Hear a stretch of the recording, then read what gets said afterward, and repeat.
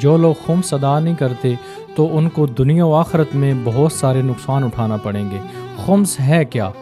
قرآن کی آیت ہے سورہ انفال آیت نمبر 41، جس میں خمس کا ذکر ہے، اور خمس کس کو دینا چاہیے، یہ کس کا حق ہے؟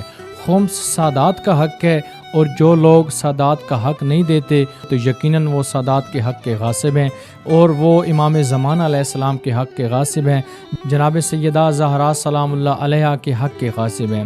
خمس نہ دینے کے نقصانات کیا ہیں؟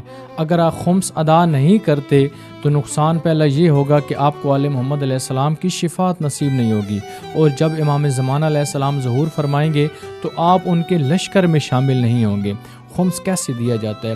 خمس 5واں حصہ ہے، اور خمس جو ہے کسی غریب سید کو دیا جاتا ہے۔ خمس کے 2 حصے ہوتے ہیں، سہم سادات اور سہم امام۔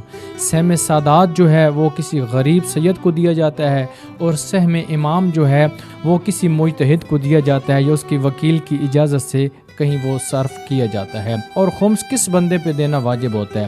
خمس اس بندے پہ دینا واجب ہوتا ہے جس کے سال بھر کے خرچ اخراجات نکل جائیں، بعد میں جو رقم بچ جائے تو اس میں سے 5واں حصہ خمس دیا جاتا ہے۔ اگر آپ خمس دیں گے تو آپ کا مال کم نہیں بلکہ مال زیادہ ہوگا، اور آل محمد بھی راضی ہوں گے، جس سے دنیا و آخرت میں آپ کو سکون بھی ملے گا۔